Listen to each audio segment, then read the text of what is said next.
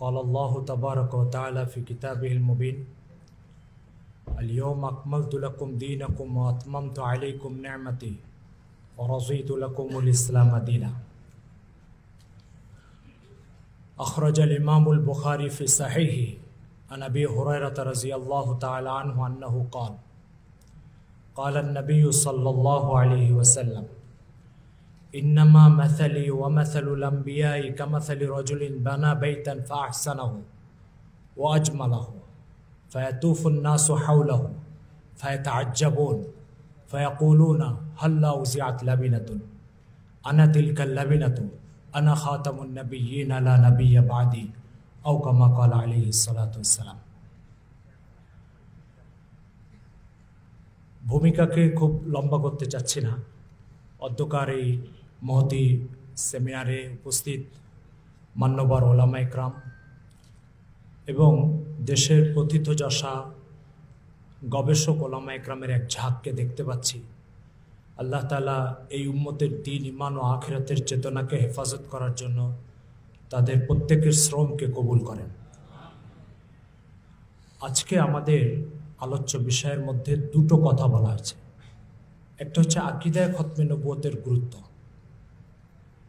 আরেকটা কথা বলা হয়েছে যে আকাবিরে ওলামায়ে দেওবন্দ তাদের কোরবানি এবং ত্যাগ এই আকীদার হেফাজতের জন্য কি পরিমাণ, কোন পর্যায়ে, ইতিহাসের পাতায় সেটা কিভাবে সংরক্ষিত আছে। মোহতারাম হাজিরিন, আকীদায়ে খতমে নবুয়ত ইসলামের অপরিহার্য বুনিয়াদী আকীদার অন্যতম। অর্থাৎ যে আকীদাগুলোর মধ্যে, যে আকীদাগুলোর দ্বারা ইসলামের ভিতরে এবং বাইরে এই বিষয়টা চিহ্নিত হয়, সেই কয়টা আকীদার ভিতর অন্যতম হচ্ছে আকীদায়ে খতমে নবুয়ত। বিষয়টাকে যদি আরেকটু খুলে বলি তাহলে এইভাবে বলতে পারি যে ইসলামের ওই মৌলিক আকীদা যেগুলোর একটার অনুপস্থিতি সবগুলোর অনুপস্থিতিকে অপরিহার্য করে, সেই মৌলিক আকীদাগুলোর একটা হচ্ছে আকীদায়ে খতমে নবুয়ত। উদাহরণস্বরূপ, নামাজের ফরজ 13টা। এখন কোনো একজন ব্যক্তি অজু ছাড়া নামাজ পড়ল, অজু ছাড়া নামাজ পড়ার পরে সালাম ফিরালো, নামাজের ফরজ দায়িত্ব থেকে সে নিশ্চয় অব্যাহতি পাবে না। কেন? তার কারণ হচ্ছে এক অজুর না থাকা তার রুকুকে ফাসিদ করে দিয়েছে, সিজদাকে ফাসিদ করে দিয়েছে, কিয়ামকে ফাসিদ করে দিয়েছে, কেরাতকে ফাসিদ করে দিয়েছে। একটার অনুপস্থিতি বাকি 12টার অনুপস্থিতিকে অপরিহার্য করে তুলেছে। আকীদায়ে খতমে নবুয়ত হচ্ছে এমন একটি বুনিয়াদী আকীদা, যে আকীদাকে কেউ যদি অস্বীকার করে তাহলে তার তৌহিদ মূল্যহীন, তার রিসালাতের আকীদা মূল্যহীন, তার আখিরাতের বিশ্বাস মূল্যহীন। ইসলামের বাকি আকীদার কোনো একটি আকীদা গ্রহণযোগ্যতা পাবে না যদি আকীদায়ে খতমে নবুয়ত অস্বীকার করে। আমরা যদি প্র্যাকটিক্যাল একটা উদাহরণ দিয়ে বলতে চাই তাহলে এইভাবে বলতে পারি যে, মনে করেন একটি পুকুর 2 বিঘা জমির উপরে শক্ত করে পাড় বাঁধা, এক সাইডে 1 হাত পাড় খোলা, ওই চারদিকে পাড় বাঁধা সেই পাড় এই পুকুরের পানি এবং মাছের হেফাজতের জন্য তখনই ভূমিকা রাখবে যদি এই 1 হাত বন্ধ থাকে। কিন্তু এই 1 হাত যদি খোলা থাকে, পুরো পাড়টা ওই পুকুরের মাছ ও পানি হেফাজতের জন্য কোনো ভূমিকা পালন করবে না। আকীদায়ে খতমে নবুয়তটা হচ্ছে এমন একটা আকীদা যে বাকি সকল আকীদা গ্রহণযোগ্য হওয়ার জন্য এই আকীদার বিশ্বাস অপরিহার্য। এই আকীদা যদি কেউ বিশ্বাস না করে, এমনকি মুহাম্মদ সাল্লাল্লাহু আলাইহি ওয়াসাল্লামকে সে নবী বলে বিশ্বাস করে, মুহাম্মদ সাল্লাল্লাহু আলাইহি ওয়াসাল্লামকে সাইয়্যিদুল আম্বিয়া ওয়াল মুরসালিন বলে বিশ্বাস করে, মুহাম্মদ সাল্লাল্লাহু আলাইহি ওয়াসাল্লামকে বিশ্ব নবী বলে বিশ্বাস করে, কিন্তু খাতামুন নবীন বলে বিশ্বাস করে না, তাহলে তার তৌহিদও মূল্যহীন, রিসালাতও মূল্যহীন, আখিরাতও মূল্যহীন। সে ইসলামের সীমানা থেকে বেরিয়ে যাবে। যেভাবে পুকুরের মাছ ও পানি 1 হাত কাটা থাকলে পুরাটাই বেরিয়ে যাবে, বাকি পার্ট তাকে আটকে রাখতে পারবে না, তার ইসলামকেও বাকি আকীদাগুলো আটকে রাখতে পারবে না যদি আকীদায়ে খতমে নবুয়ত তার ভিতরে গণ্য না হয়। মোহতারাম হাজিরিন, এটা হচ্ছে আকীদায়ে খতমে নবুয়তের একটা সংক্ষিপ্ত গুরুত্বের কথা আমরা বললাম। দ্বিতীয় যে কথাটা সেটা হচ্ছে এই আকীদার একটা ফিলোসফি আছে। আকীদায়ে খতমে নবুয়তের একটা ফিলোসফি আছে। ফিলোসফিটা হচ্ছে, মনে করুন একজন ব্যক্তি 80 বছরের বৃদ্ধ, সে জীবনের যত সম্পদ অর্জন করেছে একটা ঘরের ভিতরে সেটাকে বন্দি রেখেছে। বন্দি রেখে সে কোনো এক মাসের জন্য দেশের বাইরে সফরে যাবে। তার মাথায় দুশ্চিন্তা ঢুকলো যে আমার এই ঘরের ভিতরে যে সম্পদগুলো সারা জীবন ধরে আমি হেফাজত করলাম, সফরে গেলে এগুলো বেহাত হয়ে যেতে পারে, কেউ নিয়ে চলে যেতে পারে। এই দুশ্চিন্তা তাকে ভারী ভারী কিছু তালা কিনে এনে ঘরে লাগাই দিতে বাধ্য করবে। সে তালা লাগিয়ে নিশ্চিন্তে সফর করে আসবে, সব হেফাজতের সাথে পাবে।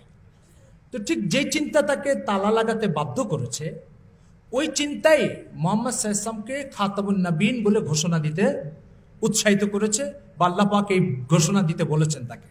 সেটা হলো মোহাম্মদ সাল্লাল্লাহু 23 বছরের নবুয়তের জিন্দগিতে মহান আল্লাহ তাআলার কাছ থেকে যে আকাইদ নিয়ে আসছেন, যে আহকাম নিয়ে আসছেন, যে উসুলে দ্বীন নিয়ে আসছেন, এটাকে তিনি ইসলাম নামক একটা ঘরের ভিতরে এটাকে গচ্ছিত করেছেন, সাজিয়েছেন, পরিপাটি করে রেখেছেন, এবং ইন্তেকালের দিন তিনি উম্মতকে এর উপরে রেখে চলে গেছেন। এখন তিনি চাচ্ছেন আমি যে আহকাম ও আকাইদের উপর আমার উম্মতকে রেখে যাচ্ছি, এটার উপরেই উম্মত কিয়ামত পর্যন্ত চলবে। এর ভিতরে কেউ যেন কোনো হস্তক্ষেপ, পরিবর্তন এটা যাতে না করতে পারে। এই জন্য তিনি ঘোষণা দিয়ে গেছেন যে আমি যে তালা লাগাই গেলাম নবুয়তের ঘরে, ইসলামের এই ঘরে নবীর পরিচয় আর কোনো ব্যক্তি ঢুকতেও পারবে না, এখানে হস্তক্ষেপ করতে পারবে না, আকাইদ ও আহকামকে পরিবর্তনও করতে পারবে না। তো আকীদায়ে খতমে নবুয়তের ফিলোসফিটা কি? ফিলোসফি হচ্ছে দিন হেফাজতের গ্যারান্টি। এটা যেমন তালা মারাটা 80 বছর ধরে উপার্জিত সম্পদের হেফাজতের গ্যারান্টি। আকীদায়ে খতমে নবুয়ত যদি ইসলামের মধ্যে না থাকে, তাহলে অরক্ষিত সম্পদ সেটার যেই দশা হবে, ইসলামের সেই দশা হবে। তার মানে হচ্ছে কালকে একজন নবী নবুয়তের দাবি করবে, সে তার অনুসারীদেরকে বলবে তোমাদের জন্য নতুন এই বিধান আসছে, আজকে আমার কাছে নতুন ওহী আসছে, ওহীর ভিতরে এই আকীদাগুলো আসছে। এবার বলেন, সে ইসলামের মধ্যে নতুন কিছু ঢুকাবে আর ইসলাম থেকে নতুন পুরাতন কিছু বের করবে।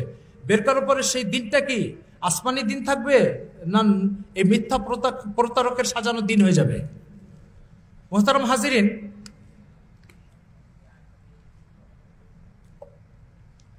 যে কথাটা বুঝার সেটা হলো আকীদায়ে খতমে নবুয়ত হচ্ছে ইসলামের হেফাজতের গ্যারান্টি। এই আকীদা যদি না থাকে, তাহলে ইসলামের তৌহিদও ঝুঁকিতে পড়বে, আখিরাতের যে আকীদাও ঝুঁকিতে পড়বে, ইসলামের প্রত্যেকটা আকীদা ও আহকাম ঝুঁকিতে পড়বে। এই ঘরের যদি তালাটা খোলা যায়, তাহলে এই ঘরের কয়টা সম্পদ ঝুঁকিতে পড়বে? কয়টা সম্পদের হেফাজত এবং নিরাপত্তা ঝুঁকিতে পড়বে বলেন? প্রত্যেকটা সম্পদের নিরাপত্তা ঝুঁকিতে পড়বে। আকীদায়ে খতমে নবুয়ত যদি ইসলামের সাথে অপরিহার্যভাবে যুক্ত না থাকে, তাহলে নবী আসার ধারাবাহিকতা চালু থাকার সম্ভাবনা আছে। আর সেই সম্ভাবনা থাকার কারণে মুহাম্মদ সাল্লাল্লাহু আলাইহি ওয়াসাল্লাম তার উম্মতকে যে আহকাম ও আকীদার উপরে রেখে দুনিয়ার থেকে চলে গেছেন, প্রত্যেকটা আকীদা ও আহকাম ঝুঁকিতে পড়বে। এই জন্য ইসলামের অন্য অনেক বিষয়ে আপোষ করার নজির বা ঘটনা আছে। আকীদায়ে খতমে নবুয়তের সাথে আপোষ করা বা এর অস্বীকারীদের সাথে সমঝোতায় যাওয়ার কোনো নজির নাই, কোনো দৃষ্টান্ত নাই। তো আকীদায়ে খতমে নবুয়ত এটা তৌহিদ ঠিক রাখার জন্য এটাকে গুরুত্ব দিতে হবে, রিসালাত ঠিক রাখার জন্য, কোরআনকে কোরআন অবস্থায় ঠিক রাখার জন্য এই আকীদাকে গুরুত্ব দিতে হবে। মুহতারাম হাজিরিন, এই জন্য আপনারা দেখতে পাবেন ইসলামের 1400 বছর ধরে এই আকীদার ব্যাপারে যেই পরিমাণ, এই আকীদার হেফাজতের ব্যাপারে, তাহাফুজের ব্যাপারে যেই পরিমাণ শ্রম, মেধা, ঘাম আর রক্ত ঝরানো হয়েছে, ইসলামের অন্য কিছু নিয়ে এত কিছু ঝরানো হয়েছে এর দৃষ্টান্ত কম। একটা দুটো উদাহরণ বলি। হযরত আবু বকর সিদ্দিক রাদিয়াল্লাহু তাআলা যখন খলিফা হলেন, তো ইসলামী দুনিয়া বড় বড় 4টা সমস্যার সম্মুখীন হলো। কিছু লোক মুরতাদ হয়ে যাচ্ছে, কিছু লোক যাকাতকে অস্বীকার করছে, কিছু লোক কিছু ফিতনা যে শক্তিগুলোকে আল্লাহ রাসূল দমন করে দুনিয়ার থেকে বিদায় নিয়েছেন, সেগুলো যখন শুনলো যে মুহাম্মদ সাল্লাল্লাহু আলাইহি ওয়াসাল্লাম চলে গেছেন দুনিয়ার থেকে, ওরা মাথা চাড়া দিয়ে উঠছে। আর কিছু লোক নবুয়তের দাবিদার জন্ম নিল। আবু বকর রাদিয়াল্লাহু তাআলা খলিফা হওয়ার পরে নীতি নির্ধারণী সাহাবা ইকরাম যারা, তাদেরকে নিয়ে পরামর্শতে বসলেন। বসে তিনি পরামর্শ করলেন, মুনকিরিনে যাকাতের বিরুদ্ধে কি লড়াই করা ঠিক হবে? সাহাবাদের মধ্যে দুটো দল হয়েছে।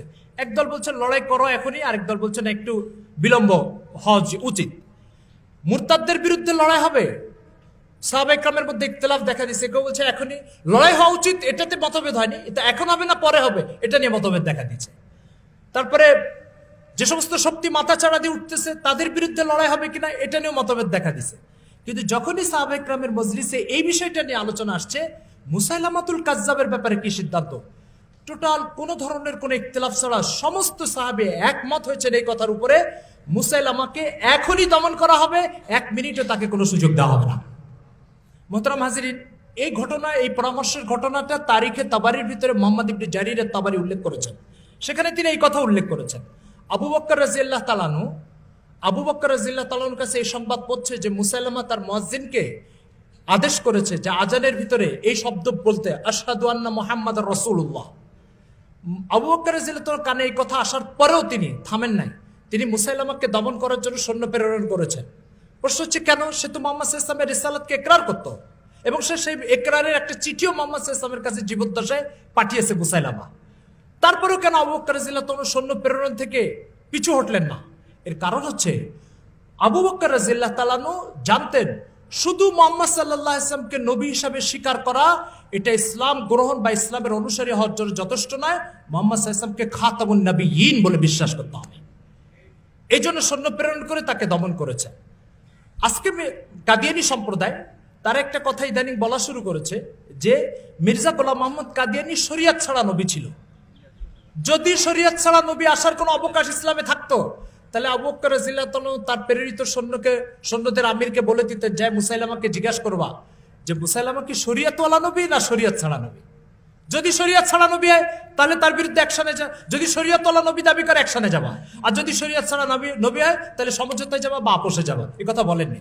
আবু বকর রাদিয়াল্লাহু তাআলা সৈন্যবাহিনী প্রেরণ করেছেন আর বলেছেন যে নবুয়তের দাবি করুক না কেন বাস তাকে দুনিয়া থেকে খতম করে তারপরে আসবে। আপনারা জানেন সেই যুদ্ধে কমবেশ 1200 সাহাবী শহীদ হয়েছে এবং মুসাইলামার 40,000-এর বাহিনীকে শেষ করে আসছে। জায়গাটা হচ্ছে ইয়ামামা, এটা সৌদি আরবের বর্তমান রাজধানী রিয়াদের পাশে।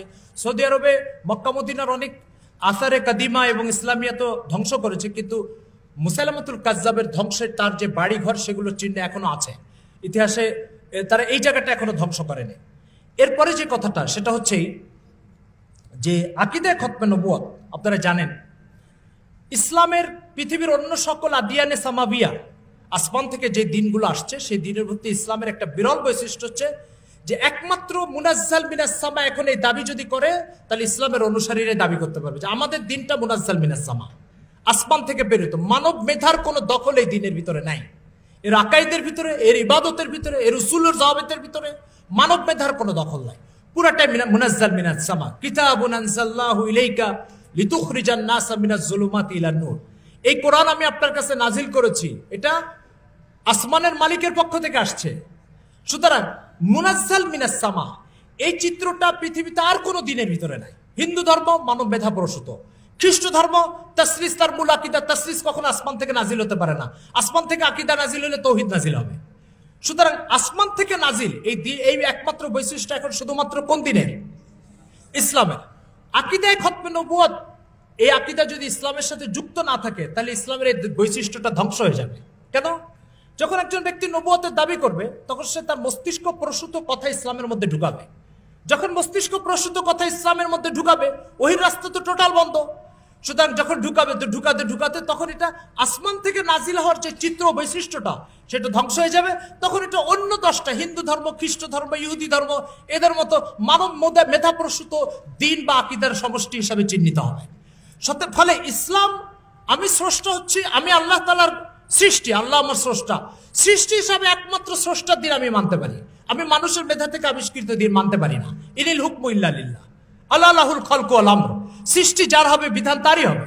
সুতরাং আল্লাহ তাআলা কর্তৃক প্রেরিত দিন, এই চিত্র আর এই বৈশিষ্ট্য যদি ইসলামের মধ্যে অক্ষুণ্ণ থাকতে হয় তাহলে আকীদায়ে খতমে নবুয়তের এই আকীদা অপরিহার্যভাবে লালন করতে হবে। নবী আগমনের যে কোনো সম্ভাবনার দরজাকে বন্ধ রাখতেই হবে, নতুবা এই ইসলাম মিনাল মুখতারাতিল ইনসানিয়া হয়ে যাবে, মানব মেধা থেকে আবিষ্কৃত দিন হয়ে যাবে।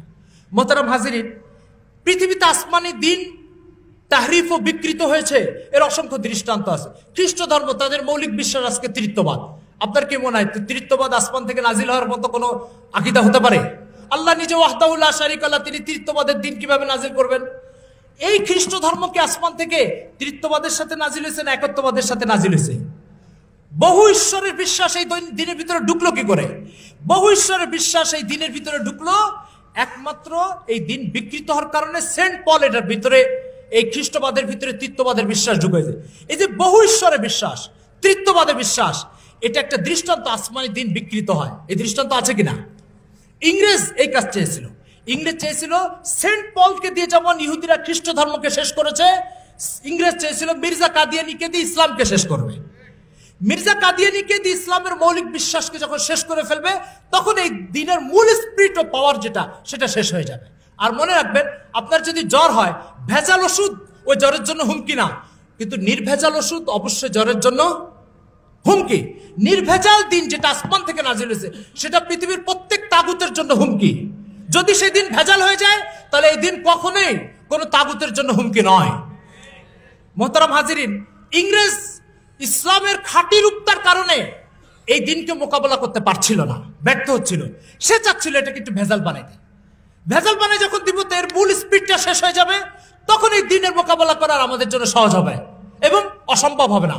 এই চিন্তা নিয়ে সে এই ওষুধটাকে ভেজাল বানাই দিয়ে তারপরে এই উপমহাদেশে তার ক্ষমতাকে পাকাপোক্ত করতে চেয়েছিল। মোহতারাম হাজিরিন, সুতরাং আসমানি দিন বিকৃত হওয়ার ঘটনা দুনিয়াতে আছে এবং এর উদাহরণ আছে। এরপরে যে কথাটা বলবো সেটা হচ্ছে, কোরআন ও সুন্নাতে আকীদায়ে খতমে নবুয়তের আকীদাটাকে বিভিন্ন উসলুবে সাজানো হয়েছে। কোথাও সরি ইবারত, সূরা আহজাবের 40 নম্বর আয়াত, মা কানা মুহাম্মাদুন আবা আহাদিম মির রিজালিকুম ওয়ালাকিন রাসূলুল্লাহি ওয়া খাতামান নবী। খাতামান নবিয়্যিন, এটা সরি, স্পষ্ট এবং কতিউদ দালালা কতিউদ সুবুত। সুতরাং এই ধরনের স্পষ্ট শব্দ বাক্য কোরআনে আরো আছে। আলিয়াউমা আকমালতু লাকুম দীনাকুম, এই ধরনের নুসুস কোরআন মজিদে ভরি ভরি। যেহেতু এখানে ওলামা ইকরাম বেশি, এই সমস্ত নুসুস আলোচনা করার দরকার নেই। কোরআন মজিদে আকীদায়ে খতমে নবুয়তকে কখনো ইশারাতুন নস দিয়ে বলা হয়েছে, কখনো ইবারাতুন নস দিয়ে বলা হয়েছে, কখনো দালালাতুন নস দিয়ে বলা হয়েছে। যেমন একটা নস কোরআন মজিদে আল্লাহ তাআলা বলছেন, ইয়া আইয়ুহান নবী ইন্না আরসালনাকা শাহিদান ওয়া মুবাশশিরান ওয়া নাযীরা ওয়া দাঈয়ান ইলাল্লাহি বিইযনিহি ওয়া সিরাজাম মুনীরা। সূরা আহজাব আয়াত 45-40। আল্লাহ তাআলা বলছেন, রাসূল সাল্লাল্লাহু আলাইহি ওয়াসাল্লামকে আমি 5টা বৈশিষ্ট্য দিয়ে আপনাকে পাঠিয়েছি, এর ভিতরে একটা বৈশিষ্ট্য হচ্ছে সিরাজাম মুনীরা। আপনারা জানেন, কোরআনে যদি সিরাজ শব্দ ব্যবহার হয়, এটা সূর্যের অর্থে ব্যবহার হয়। আল্লাহ তাআলা বলছেন, ওয়াজাআলাল কামারা নূরা ওয়াজাআলাশ শামসা সিরাজা, আমি সূর্যকে সিরাজ বানিয়েছি। কোরআনে সিরাজ শব্দ সূর্যের অর্থে ব্যবহার হয়। আরেক আয়াতে সূরা নাবাতে ব্যবহার হয়েছে। আল্লাহ তাআলা বলছেন, ওয়াজাআলনা সিরাজা ওয়াহাজা, আমি কিরণ সমৃদ্ধ এক সূর্য তৈরি করেছি। তো সিরাজা মুনিরা বলা হচ্ছে রাসূল সাল্লাল্লাহু আলাইহি ওয়াসাল্লামকে। তাহলে সিরাজের অর্থ হচ্ছে বাতি, মুনির আলো বিতরণকারী, অন্ধকার দূরকারী। তো আলো বিতরণকারী সূর্য, মুহাম্মদ সাল্লাল্লাহু আলাইহি ওয়াসাল্লামকে আলো বিতরণকারী সূর্যের সাথে কেন আল্লাহ পাক তুলনা করলেন? ওয়াজে তাশবিহটা কি? অর্থাৎ মুহাম্মদ সাল্লাল্লাহু আলাইহি ওয়াসাল্লাম মুসাব্বা, সিরাজা মুনিরা মুসাব্বাবি। ওয়াজে তাশবিহটা কি? মুফাসসিরিন ইকরামের অনেকগুলো ওয়াজে তাশবিহ বয়ান করেছে, আমি 2-3টা বলি। একটা, সূর্য যখন উদিত হয়, তখন এই যে পৃথিবীর এই বাতিগুলো যেগুলো রোডে ঘাটে ঘরে দুয়ারে জ্বলে, এগুলো বন্ধ হয় না চালু থাকে? সব নিভে যায়। সূর্য ওঠার পরে সব বাতি নিভে যায়। এই বাতিগুলো সারা রাত ধরে আলো দিয়েছে, কিন্তু সূর্য উঠে গেছে, এখন এটা নিষ্প্রয়োজন, অপ্রয়োজন। এগুলো সব কটা মিলে যে বাতি আলো দিবে, এক সূর্য তার চেয়ে বেশি আলো বিতরণ করবে। আল্লাহ তাআলা মুহাম্মদ সাল্লাল্লাহু আলাইহি ওয়াসাল্লামকে সিরাজা মুনিরা বলছে যে মুসা আলাইহিস সালাম, ঈসা আলাইহিস সালাম, ইব্রাহিম আলাইহিস সালাম, ইসমাঈল আলাইহিস সালাম, ইদ্রিস আলাইহিস সালাম, এই সমস্ত নবুয়তের বাতিগুলো এক সময় সারা রাত ব্যাপী আলো দিয়ে সারা পৃথিবীকে আলোকিত করেছে। কিন্তু যখন মুহাম্মদ সাল্লাল্লাহু আলাইহি ওয়াসাল্লামের সূর্য উদিত হয়েছে, তখন এই সব বাতি মিলে যত আলো দিবে, এক মুহাম্মদ সাল্লাল্লাহু আলাইহি ওয়াসাল্লামের বাতি তার চেয়ে বেশি আলো দিবে। সুতরাং আল্লাহ তাআলা বলতে চাচ্ছেন, যখন মুহাম্মদ সাল্লাল্লাহু আলাইহি ওয়াসাল্লামের নবুয়তের বাতি উদিত হয়েছে, তখন পিছনে সব বাতি নিভে যাবে। তো মুহাম্মদ সাল্লাল্লাহু আলাইহি ওয়াসাল্লামের নবুয়ত এসে গেছে, পৃথিবীতে আর কোনো নবুয়ত জারি থাকতে পারে না। এখন বলেন, মুসা আলাইহিস সালাম, ঈসা আলাইহিস সালাম কি সত্য নবী ছিলেন না মিথ্যা নবী ছিলেন? তো সত্য নবীর নবুয়তের বাতি যদি মুহাম্মদ সাল্লাল্লাহু আলাইহি ওয়াসাল্লামের তেজোদ্দীপ্ততার কারণে নিভে যায়, তাহলে মির্জা কাদিয়ানীর মিথ্যা নবুয়তের বাতি কিভাবে জ্বলবে বলেন? সত্য বাতি বন্ধ হয়ে গেলে মিথ্যা নবুয়তের বাতি জ্বলে কিভাবে? তো একটা ওয়াজে তাশবিহ হচ্ছে যে নিভিয়ে দেওয়া, অন্য বাতিগুলোকে নিভিয়ে দেওয়া। সূর্য নিভিয়ে দেয় ছোট ছোট বাতিকে, মুহাম্মদ সাল্লাল্লাহু আলাইহি ওয়াসাল্লাম নিভিয়ে দেয় নবুয়তের অন্য বাতিকে। একটা ওয়াজে তাশবিহ হচ্ছে সারা পৃথিবীকে আলোকিত করার জন্য আল্লাহ পাক কয়টা সূর্য সৃষ্টি করেছেন? একটা সূর্য। একটি সূর্য সারা পৃথিবীর সমস্ত অন্ধকার দূর করার জন্য যথেষ্ট। ওয়াজে তাশবিহ হচ্ছে যে পৃথিবীতে যত কুফুর আছে, দলালাত আছে, গুমরাহি আছে, বেদিনী আছে, বদ্দিনী আছে, আল্লাহ তাআলার পথকে অন্ধকারাচ্ছন্ন করার যত তৎপরতা আছে, আল্লাহ তাআলার কাছে পৌঁছার, সৃষ্টি স্রষ্টার দিন মানবে, এই দিন মানার মাঝে যত প্রতিবন্ধকতা আছে, এই কুফুর দলালতের সমস্ত প্রতিবন্ধকতাকে এক বাতি দূর করবে, সেটা হচ্ছে মুহাম্মদ সাল্লাল্লাহু আলাইহি ওয়াসাল্লামের নবুয়তের বাতি।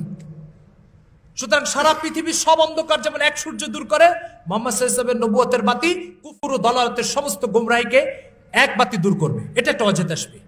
সুতরাং সিরাজাম মুনিরা, এই আয়াতের ভিতরে আল্লাহ পাক তাসবিহের মাধ্যমে, ইশারাতুন নাসের মাধ্যমে আল্লাহ তাআলা খতমে নবুয়তের আকীদাকে পেশ করেছেন। আরো এরকম স্পষ্ট অস্পষ্ট অসংখ্য আয়াত আছে। পূর্বেকার নবীদের আলোচনা যখন আল্লাহ তাআলা করতেন, করে শেষে এসে বলতেন ওয়াজআলনা ফি যুররিয়াতিহিমুন নবুওয়াতা, আমি মুসা, ঈসা, ইব্রাহিম এদের পরে এদের আওলাদদের মধ্যে নবুয়তকে জারি করেছে। মুহাম্মদ সাল্লাল্লাহু আলাইহি ওয়াসাল্লামের ব্যাপারে যখন আলোচনা আসছে, তখন আলোচনা আসছে মা কানা মুহাম্মাদুন আবা আহাদিম মির রিজালিকুম ওয়ালাকিন রাসূলুল্লাহ ওয়া খাতামান নাবিয়্যিন। এখানে ওয়াজআলনা ফি যুররিয়াতিহিমুন নবুওয়াতার কোনো আলোচনা নাই। এভাবে আপনি দালাইলের প্রশ্নে যখন যাবেন, তো কোরআনে ভরি ভরি উসলুব আছে, যে আসালিবের আলোকে আল্লাহ পাক আকীদা খতমে নবুয়তকে স্পষ্ট করেছেন এবং উল্লেখ করেছেন। এখন যে বিষয়টা, সেটা হচ্ছে কাদিয়ানী জামাত সম্পর্কে দুটো কথা জানা দরকার। মির্জা গোলাম মোহাম্মদ কাদিয়ানীর জন্ম হচ্ছে 1839 সালে। যদিও কাদিয়ানীর আজকাল একটা মিথ্যা তথ্যের গড়মিলের কারণে 1835 লিখে থাকে তাদের বই পুস্তকে, কিন্তু মূলত মির্জা গোলাম মোহাম্মদ কাদিয়ানীর জন্ম হচ্ছে 1839 সালে, মৃত্যু হচ্ছে 1908 সালে 26শে মে। এখানে একটা কথা মনে রাখা দরকার, এই তথ্যটা সঠিক নয়। আমাদের সমাজে অনেকে বলে থাকেন মির্জা কাদিয়ানী বাথরুমে মারা গেছে, এই তথ্যটা সঠিক নয়। মির্জা কাদিয়ানী কলেরা রোগে আক্রান্ত হয়ে মারা গেছে, এটা ঠিক, কিন্তু বিছানায় শুয়ে মারা গেছে। তার বিছানায় কলেরা হওয়ার কারণে বিছানার নিচে ছিদ্র করে নিচে টয়লেটের একটা টেম্পোরারি ব্যবস্থা করে দেওয়া হয়েছিল, এটা এই তথ্য সত্য, কিন্তু বাথরুমে মারা গেছে এই তথ্য সত্য নয়। এখানে আরেকটা কথা বলা দরকার, সেটা হচ্ছে মির্জা গোলাম মোহাম্মদ কাদিয়ানীর মৌলিক দাবির সংখ্যা অসংখ্য। আমরা 2-4টে দাবি করি। একটা হচ্ছে ইমাম মাহদি ছিল, এটা সে দাবি করেছে। 2 নম্বর হচ্ছে সে মুজাদ্দিদ হওয়ার দাবি করেছে। এরপরে হযরত ঈসা আলাইহিস সালাম যার ইন্তজার উম্মতে মুসলিমা করছে, ঈসা আলাইহিস সালাম হওয়ার দাবি করেছে। 1901 সালে সে নবুয়তের দাবি করেছে। 1901 সালের পরে সে 7 বছর বেঁচে ছিল, 1908 সে দুনিয়া থেকে চলে গেছে। মির্জা গোলাম মোহাম্মদ কাদিয়ানী 1889 সালে তার এই আহমদিয়া মুসলিম জামাত গঠন করে। 1889 সালে মির্জা গোলাম মোহাম্মদ কাদিয়ানীর মারা যাওয়ার 5 বছরের মাথায় বাংলাদেশে, তখন এটা ব্রিটিশ সরকারের অধীনে শাসিত পূর্ববঙ্গ হিসাবে নাম ছিল, এই পূর্ববঙ্গে 1913 সালে কাদিয়ানীদের আহমদিয়া মুসলিম জামাতের যাত্রা শুরু হয়। এই কারণে তারা বাংলাদেশে তাদের স্মারক গ্রন্থ বের করেছে 100 বছর পূর্তি উপলক্ষে। যে আপনারা দেখতে পাচ্ছেন 1913 থেকে 2013 100 বছর পূর্তি স্মারক গ্রন্থ। এটা ইতিমধ্যে বাংলাদেশে কাদিয়ানীদের যাত্রা 100 বছর হয়ে গেছে। কাদিয়ানীদের তৎপরতার একটা বিষয় হচ্ছে তাদের পাক্ষিক আহমদী পত্রিকা 1922 সালে তার যাত্রা শুরু করেছে, অর্থাৎ তাদের পত্রিকা ও প্রচার মাধ্যমের যাত্রা প্রায় 100 বছর হয়ে গেছে। পাক্ষিক আহমদী প্রথম দিকে এটা পাক্ষিক ছিল না, এখন এটা পাক্ষিক, 15 দিন পর পর বের হয়। এরপরে কাদিয়ানীদের বাংলাদেশে প্রায় ওদের দেওয়া বক্তব্য তথ্য অনুযায়ী আপনারা দেখতে পাচ্ছেন, এই যে ওদের স্মারক গ্রন্থ প্রায় 300 আস্তানা আছে এবং কয়েকশো কাদিয়ানী প্রতিদিন বাংলাদেশে তাদের দাওয়াতি কার্যক্রমের মাধ্যমে 100 জন মুহাম্মদ সাল্লাল্লাহু আলাইহি ওয়াসাল্লামের উম্মতকে ধরে এনে মির্জা গোলাম মোহাম্মদ কাদিয়ানীর উম্মত বানিয়ে মুরতাদ বানাচ্ছে, আলিয়াজুবিল্লাহ। এরপরে যে তথ্যটা জানা দরকার সেটা হচ্ছে বাংলাদেশে কাদিয়ানীদের 7 বছর কর্তৃক 7 বছর সিলেবাসের একটা কোর্স আছে, যেটা ওরা আলেম হওয়ার কোর্স বানিয়েছে। পঞ্চগড়ে জামে আহমদিয়া ওদের প্রতিষ্ঠান আছে, সেখান থেকে এই কোর্স ওরা সম্পন্ন করছে এবং 7 বছর এই কোর্স সমাপ্ত করে ওরা দায়ী তৈরি করে। এরা অনেকেই তাদের জীবন উৎসর্গ করার অঙ্গীকার করে এই প্রতিষ্ঠানে ভর্তি হয়। এরাই পরবর্তীতে বিভিন্ন গ্রামগঞ্জে ছড়িয়ে মুসলমানকে মুরতাদ বানানোর চেষ্টা করে। এই তথ্যগুলো দেওয়ার উদ্দেশ্য হচ্ছে আমাদের কি তৎপরতা আছে উম্মতকে উম্মত হিসাবে টিকিয়ে রাখার জন্য, মুহাম্মদ সাল্লাল্লাহু আলাইহি ওয়াসাল্লামের উম্মতকে তার সাথে জুড়িয়ে রাখার জন্য আমাদের কি তৎপরতা আছে। আমাদের না কোনো পত্রিকা আছে এদের ব্যাপারে, আমাদের না সুসংগঠিত কোনো জামাত কাজ করতেছে, আমাদের না কোনো একাডেমিক কাজ আছে, আমাদের না এ ব্যাপারে কোনো লিটারেচার আছে, আমাদের না এ ব্যাপারে একটা টিম সুসংগঠিতভাবে কাজ করছে।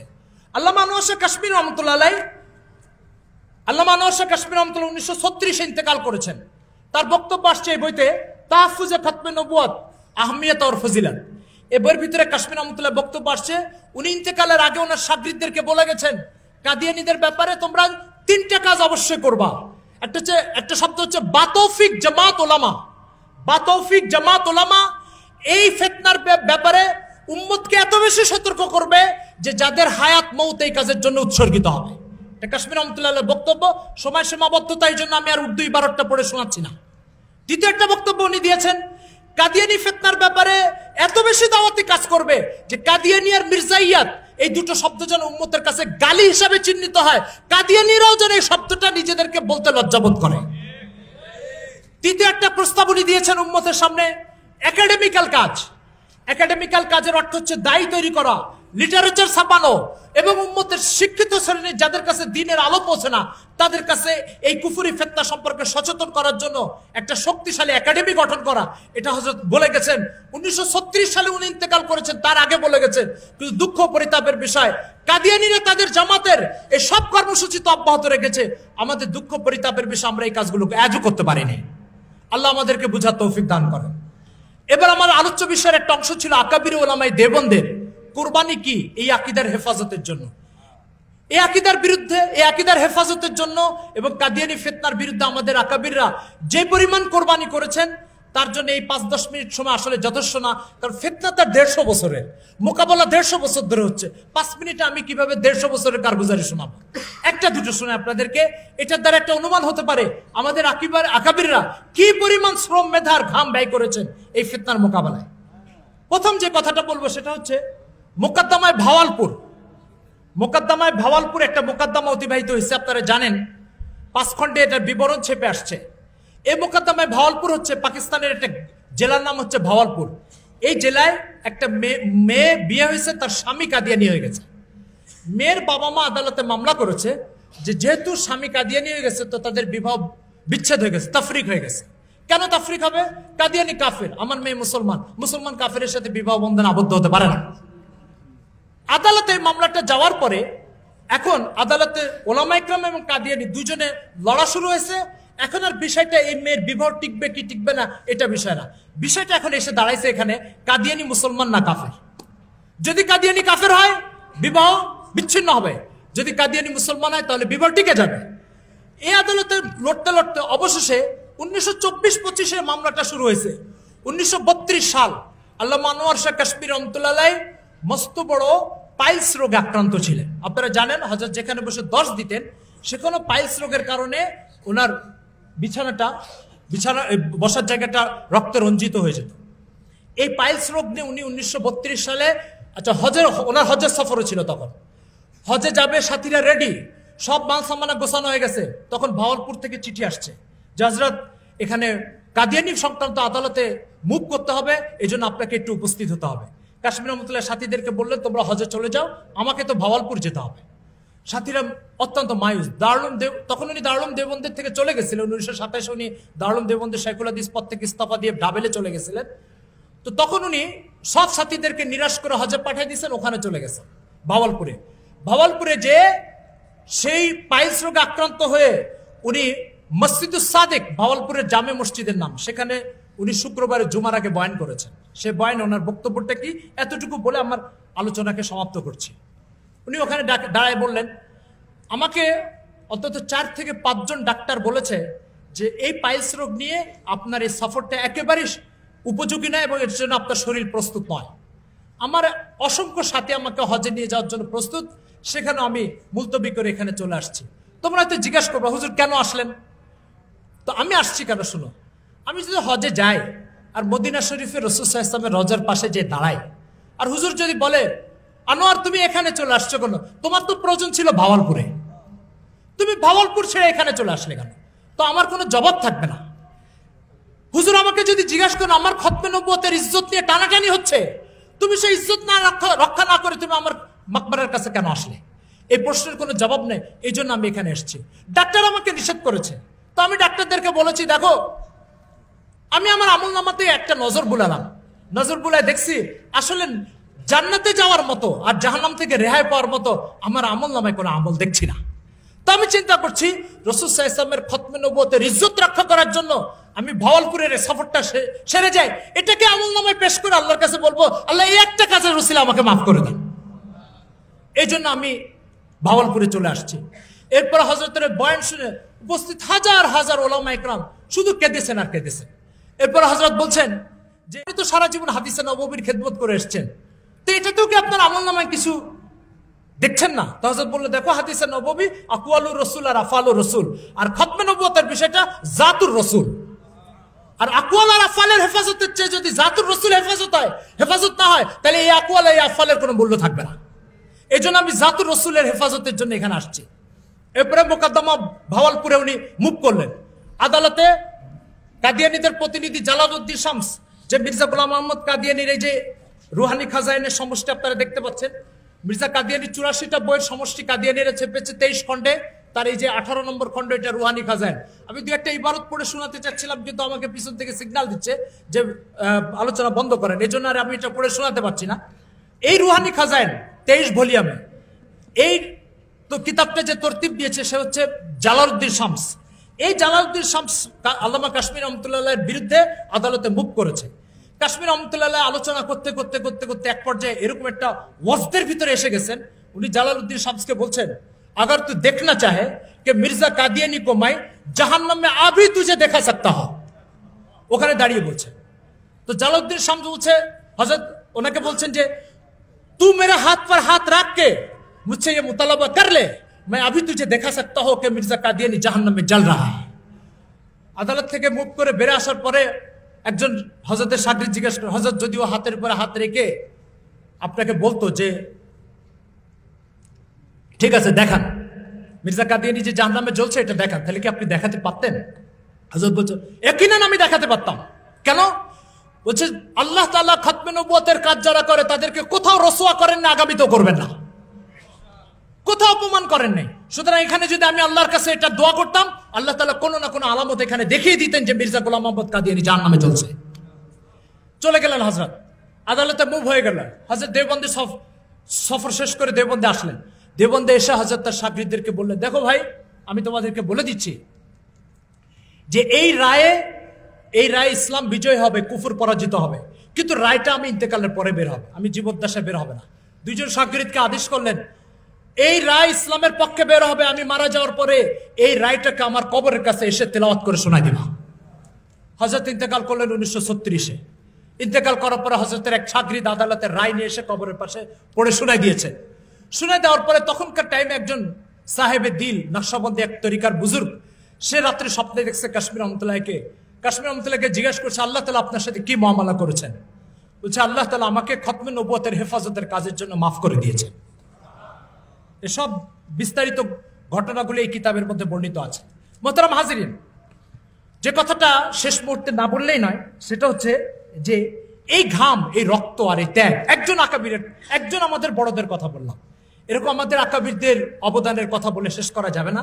আমি সর্বশেষ যে কথাটা বলতে চাই, এখানে অনেক সাংবাদিক বন্ধু হয়তোবা আছেন বা মিডিয়ার কর্মীরা আছেন, তারা এই কথাটা একটু প্রচার করেন। সেটা হলো, এদেশে সাংবাদিকদের একটা প্রশ্ন যে সংবিধানের 41 ক ধারায়, সংবিধান 41 ধারায় এই কথা লিখিত আছে, ধর্ম পালনের স্বাধীনতা সাংবিধানিকভাবে স্বীকৃত, মজহবি আজাদি এ এক দস্তুরি হুকুক হে। যদি সংবিধানে এটা স্বীকৃত থাকে, তাহলে কাদিয়ানীদেরকে আপনি অমুসলিম ঘোষণা করবেন কেন? তারা তাদের ধর্ম পালন করবে, সাংবিধানিক এই সুবিধা তারা ভোগ করছে, আপনার আপত্তি কেন? আমার প্রশ্ন হচ্ছে, এদেশের সংবিধানে পোশাক পরার স্বাধীনতাও আছে। সংবিধানে যে পোশাক পরতে চায়, হাফ প্যান্ট ফুল প্যান্ট যা পরতে চায়, পরার স্বাধীনতা আছে। কিন্তু এদেশের সংবিধানে সেনাবাহিনীর পোশাকের উপরে নিষেধাজ্ঞাও আছে। কেন নিষেধাজ্ঞা? এই কারণে, সেনাবাহিনীর পোশাক শুধু সেনা সদস্য পরতে পারবে, সেনা সদস্য নয় এমন কেউ সেনাবাহিনীর পোশাক পরতে পারবে না। পোশাক পরার স্বাধীনতাও স্বীকৃত, সেনাবাহিনীর পোশাকের উপরে নিষেধাজ্ঞাও স্বীকৃত। কেন? সেনাবাহিনীর সদস্য হওয়া ছাড়া কেউ যদি সেনাবাহিনীর পোশাক পরে, তাহলে সে প্রতারণা করার জন্য পড়বে, জনগণকে ধোঁকা দেওয়ার জন্য পড়বে।